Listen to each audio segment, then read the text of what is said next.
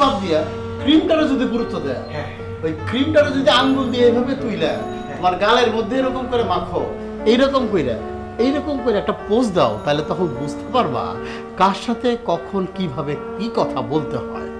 ও জি জি জি।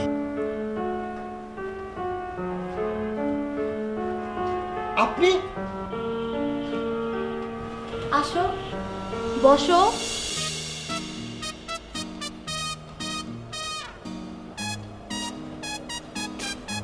সজীব বসো বসো বসো বসো। বিশাল একটা প্ল্যান করছি, তোমার সাথে শেয়ার না করে আমি প্ল্যানিং আগাবো না। মানে কিসের প্ল্যান ভাই? আচ্ছা, ঢাকা শহরে এখন সবচেয়ে বড় প্রবলেমটা কি আমারে বলো তো? প্রবলেম তো অনেক ধরনের আছে, তবে বিভিন্ন এলাকায় বিভিন্ন ধরনের প্রবলেম। ধরেন এই যে কোনো এলাকায় গ্যাস টাইমলি আসে না, পানির প্রবলেম, এইসব আর কি। হ্যাঁ ঠিক আছে, এটা তো অবশ্যই একটা প্রবলেম। তুমি যেটা বললা, পানি, গ্যাস, কোন এলাকায় হয়তো পানির প্রবলেম, কোনো এলাকায় গ্যাসের প্রবলেম, কোনো এলাকায় বিদ্যুতের প্রবলেম, এইসব প্রবলেম আছে।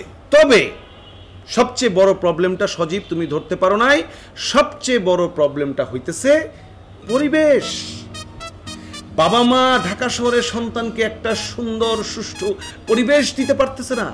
চিপা গলি, ধাক্কা ধাক্কি, ময়লা আবর্জনা, ডাস্টবিনের গন্ধ, নর্দমার পানি, মানে মানুষ কি চায় যে টাকা খরচ করে থাকবো, একটু সুন্দর পরিষ্কার পরিচ্ছন্ন খোলা মেলা আলো বাতাস থাকবে, এইরকম একটা পরিবেশে সন্তান নিয়ে, বউ বাচ্চা নিয়ে, বাবা মা নিয়ে, ফ্যামিলি নিয়ে থাকবো। কিন্তু মানুষ ঢাকা শহরে এই খোলা মেলা প্রাকৃতিক পরিবেশ পাচ্ছে না। এইটাই হইতেছে ঢাকা শহরের সবচেয়ে বড় প্রবলেম। তা অবশ্য ঠিক, যেমন ভাই আমগুর রুমের পরিবেশটাও আরেকটু উন্নত করা দরকার, তাই না? এখন যদি এমন একটা প্ল্যানিং করা যায় যেখানে সুন্দর পরিবেশ থাকবে, পানি, বিদ্যুৎ, গ্যাসের কোনো সমস্যা থাকবে না, তাহলে কেমন হয়? মানুষ তখন কি করবে? সেই পরিবেশে কি যাইতে চাবে? ভালো, ওটা হলে তো ভালোই হয়, খারাপ কি? হ্যাঁ হ্যাঁ, ঠিক বলছো। এই সমস্যার সমাধান, মানে এই যে পরিবেশ, এই পরিবেশের সমস্যার সমাধান করার জন্য বিশাল একটা প্রজেক্টের প্ল্যান করছি। এই প্ল্যানটা আমি তোমারে শোনাবো, তোমার সাথে শেয়ার না করে সজীব আমি তো কোনো প্ল্যান মানে পাস করি না, মানে আমি তো তোমার সঙ্গে শেয়ার করি। তুমি যখন বলো যে হ্যাঁ ভাই ঠিক আছে, তখনই আমি প্ল্যানটা পাস করি। কি প্ল্যান ভাই? আচ্ছা শোনো, সেটা হলো এই যে রামপুরা বনশ্রী দিয়ে একটু আগাইলেই দেখবে একটা বাজার আছে, মেরাদিয়া বাজার, মানে বনশ্রীর শেষের দিকে। এখন এই মেরাদিয়া বাজার থেকে ত্রিমোহনী পর্যন্ত। ত্রিমোহনীটা কি ভাই? সজীব, ত্রিমোহনী একটা এলাকার নাম, একটা জায়গার নাম। তুমি ত্রিমোহনী শুনো নাই? তুমি কেমনে কি করবো তোমরা, আমি বুঝি না। শোনো, মেরাদিয়া বাজার থেকে ত্রিমোহনী পর্যন্ত এই পুরা জায়গা কিনা ফেলবো আমরা। কি বললেন ভাই? মেরাদিয়া বাজার থেকে ত্রিমোহনী পুরা এলাকাটা কিনা ফেললাম। শোনো প্ল্যানিংটা শোনো, আশ্চর্য হয়েও না। তুমি এমন ভাবে তাকাইছো যেন এটা একটা বিশাল কঠিন ব্যাপার। শোনো, এইবার মনে করো এক একটা বিল্ডিং হবে 50 তলা, প্রত্যেকটা ফ্লোরে 4টা করে ফ্ল্যাট। এর মানে একটা বিল্ডিং এ 200 ফ্ল্যাট, 200 পরিবার, এইরকম করে হবে 10টা বিল্ডিং, মানে 2000 পরিবার একটা এলাকার মধ্যে থাকবে।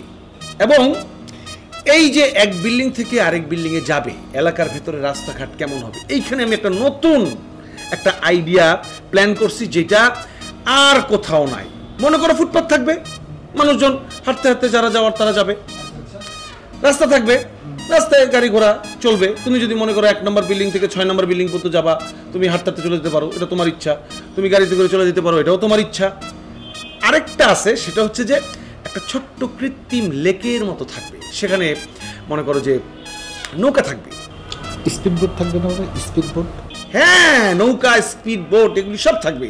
তুমি মনে করো নৌকায় উঠে বললা যে আমাকে 10 নম্বর বিল্ডিং এর সামনে নামায় দাও, টুকটুক টুকটুক করে তুমি নৌকায় চলে গেলে, একটা নৌকা ভ্রমণ হয়ে গেল, তুমি চলে গেলে 10 নম্বর বিল্ডিংয়ে।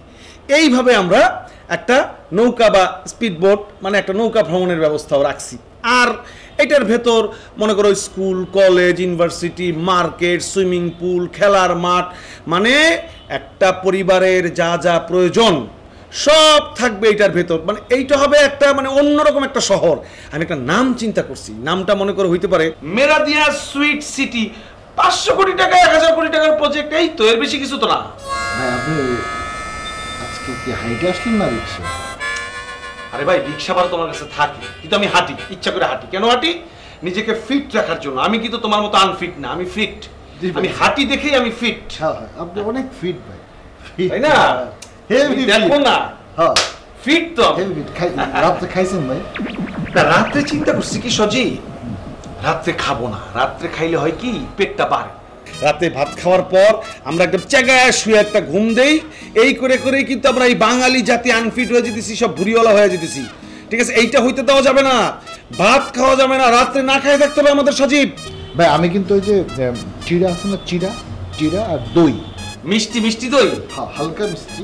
সজীব আমার সবচেয়ে পছন্দের খাবার চিড়া আর দই। অসুবিধা নাই, যতটুকু আছে। একদিন রাতে খেলে কি হয়, একদিন রাতে খেলে কোনো সমস্যা নাই। চিড়া আর দই, দুই ভাই মিলে ভাগ করে খাবো, ঠিক আছে? আপনার ডাইটিংটা জরুরি ভাই, আপনি মাত্র বললেন ডাইটিং করছেন। ও যদি তুমি বলতা যে ভাত, তাইলে আমি বলতাম যে না। তুমি বলছো চিড়া সাথে দই, এটা আমার প্রিয় খাবার।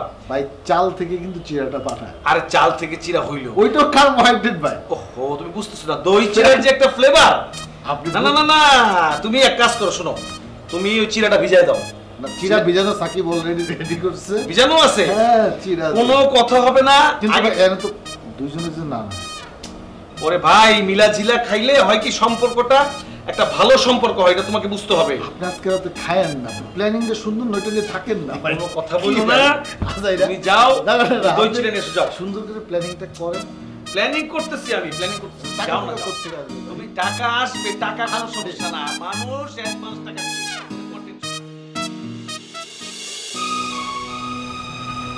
এই যে আমার টুকটুকি বাবু, অল্প একটু লেবু দিয়া সামান্য চিনি দিয়া দেখো শরবত বানাই নিয়ে আসছি। বেশি লেবু শরবত দিয়া কি হয়েছে বাবু? ও বাবু, তুমি এরকম করতেছো কে? মাথা ব্যথা করতেছে? হ্যাঁ, আরে আরে আরে, ভিজা গামছা ঠান্ডা লেগে যাবো তো। আচ্ছা আচ্ছা আচ্ছা, দাও, আমি আমি আমি আমি আমি আমি ভালো করে আমি আমি আমি আমি আমি আমি দিতেছি, আমি দিতেছি। দাদা দাদা ভাই, দাদা ভাই, দাদা ভাই, দেখছো ওষুধ দিতে খাওয়াই নাই। এই যে ওষুধ দিতে খাওয়াই নাই। না না বাবু, ওষুধটা খায় নাও, নাও, এই রেটে নাও, খাও। খাবো না, ওষুধ না খেলে তো ভালো হবে না। এই যে দেখো তো, দেখো তো কয়টা বাজে, এই যে দেখো তো, তোমার কিছু একটা খাওয়ার সময় হয়েছে না? তাহলে কিছু একটা খাওয়ার আগে ওষুধ খাইতে হয়। ওষুধ খালি তো কিছু একটা যেটা খাবা তুমি ওটা হজম হয়ে যায়, মাথা ব্যথা কমে যায়। নাও, আমি আমি আমি আমি তোমার খাওয়া দিতেছি, আগে এটা, আগে এটা। হ্যাঁ হ্যাঁ, কোনো সমস্যা নাই, এই যে দিতেছি, নাও নাও নাও বুবু, নাও নাও নাও, ভালো হয়ে যাবো। আমার বুবু, টুকটুকি বুবু, মুখে পানি দাও, পানি পানি পানি, আগে পানি, আগে পানি। হ্যাঁ হ্যাঁ, দাও দাও, হা করো, হা করো। গিলে ভালো, গিলে ভালো, গিলে ভালো। এই যে আরাম হবে, আরাম হবে। তুমি তুমি একটা কাজ করো বুবু, তুমি শুয়ে পড়ো, শুয়ে পড়ো। হ্যাঁ শুয়ে পড়ো, শুয়ে পড়ো বুবু। হ্যাঁ লম্বা করে দাও পাটো। হ্যাঁ সুন্দর সুন্দর, আমার টুকটুকি বুবু, আমার ময়না বুবু, আমার সোনা বুবু। আহারে আহারে, দেখি দেখি, দেখছো কারবার ফ্যানটাও তো চলে না। দাঁড়াও, বাতাস দেই, বাতাস।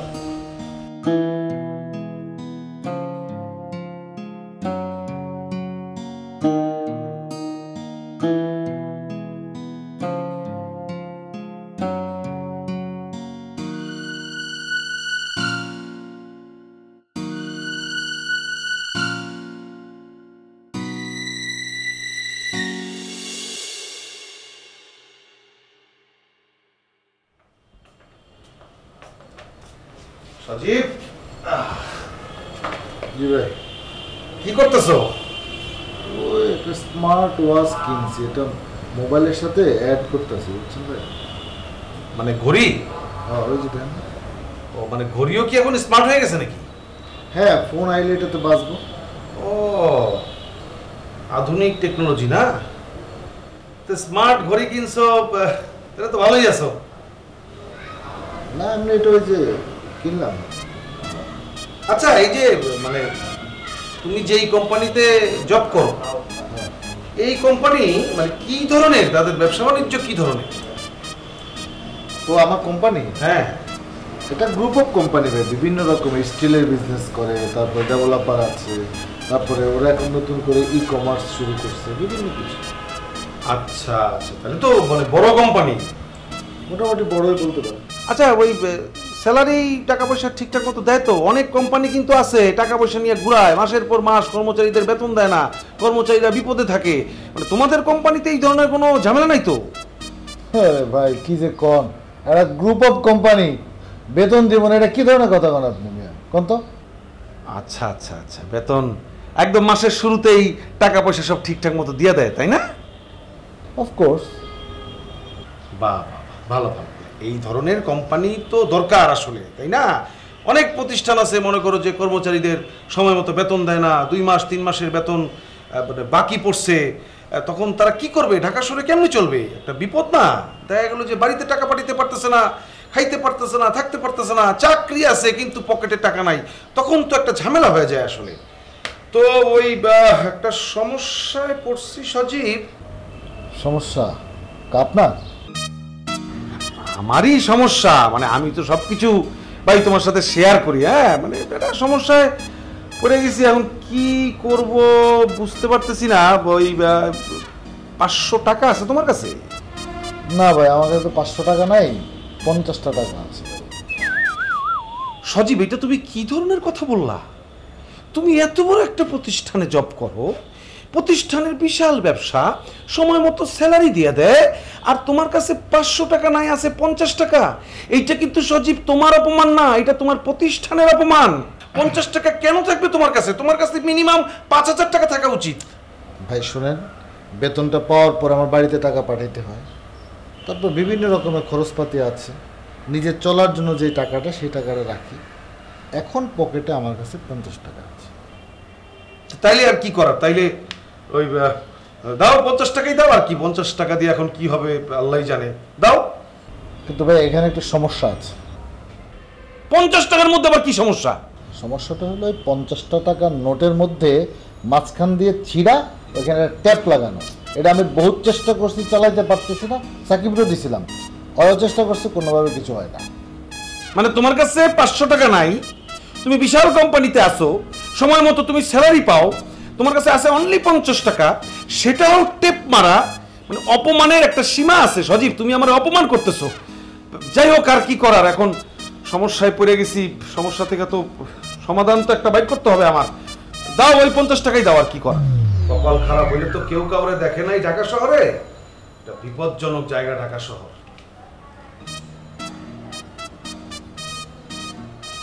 500 মানে ছিল তোমার কাছে 500? সজীব, এইটা না আমার ভালো লাগে না, বুঝছো? তুমি খালি খালি আমার সঙ্গে মানে পেঁচাইলে আমার একটা টেনশনের মধ্যে ফালাই দিছো। হ্যাঁ, তবে তবে তুমি কিন্তু ভালো ছেলে, বুঝছো? ভালো ছেলে। আমি গেলাম, আমি কাজটা সেরে আসি। আর এই যে হেল্প আজীবন আমি মনে রাখবো, এই ঋণ আমি কোনোদিন শোধ করতে পারবো না। মানে তুমি অনেক ভালো ছেলে, বুঝছো? আমি গেলাম। ভাই কফি নিয়ে আসেন। দেখছো কারবার, আসরের ওয়াক্ত হয়ে গেছে। এর এই সম্পর্ক, সেই কখন থেকে তোমার সাথে গল্প করতে বসছি, কখন যে এত সময় পার হয়ে গেছে টেরই পাই নেই। আসলে এখন তো তোমরা আর আমার পরের কেউ না, অনেক দিন ধরে আছো তো, আপনজন হয়ে গেছো, অন্তরের মানুষ। তোমাদের ভালো মন্দ সুযোগ সুবিধা সার্বক্ষণিক দেওয়ার চেষ্টা করছি, কতটুকুন পারছি এটা আসলে তোমরাই বলতে পারবা। না ভাই, আপনার আন্তরিকতার কোনো অভাব নেই, আপনি অনেক ভালো মানুষ। ভালো মানুষ মানে হয়েছে কি, মানুষের বাইরে থেকে না অর্ধেকটা চিনা যায়, বাকি অর্ধেকটা হলো অন্তরের ভিতরে। আমার অন্তরেও অনেক যন্ত্রণা আছে, অনেক কষ্ট আছে, যেগুলি তোমরা জানো না, জানার কথাও না। অনেক যন্ত্রণার কথা যেগুলি এই বুকের মধ্যে লুকায় আছে। কি এমন বিষয় আপনি কি আমার সাথে শেয়ার করতে পারেন?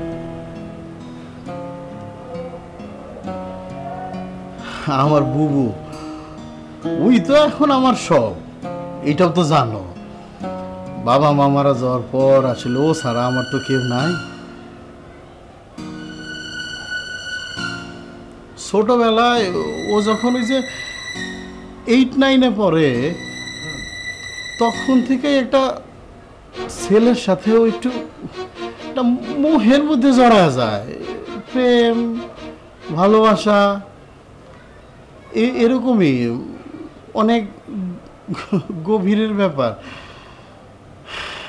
আমরা যখন জানতে পারলাম তখন ওরে বুঝানোর চেষ্টা করলাম যে দেখ বুবু, বাবা মা, এই ভাই, এই পরিবার, এইটাই তো তোমার সব।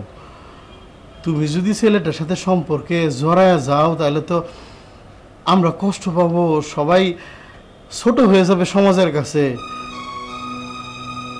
আমার বুবু বুঝছো, ও বয়সে ছোট হইলে কি হবো, কিন্তু ওর বিচার বুদ্ধি না অনেক বড়। ও করলো কি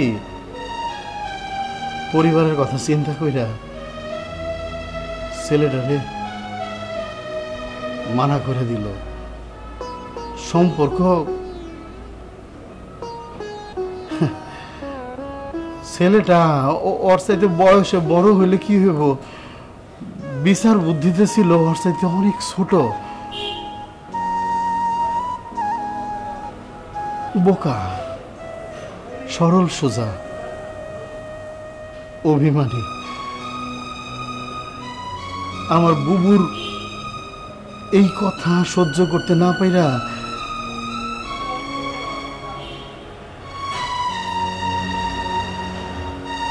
আত্মহত্যা করল। মানে আমি তোমারে যেই প্ল্যানটা করে দিব, এই প্ল্যান অনুযায়ী যদি আগায় যাও কোনো প্রবলেম নাই, কাজ হয়ে যাবে। ভাই সবই ঠিক আছে, কিন্তু এই বিষয়ে কিন্তু আমি একদমই নতুন।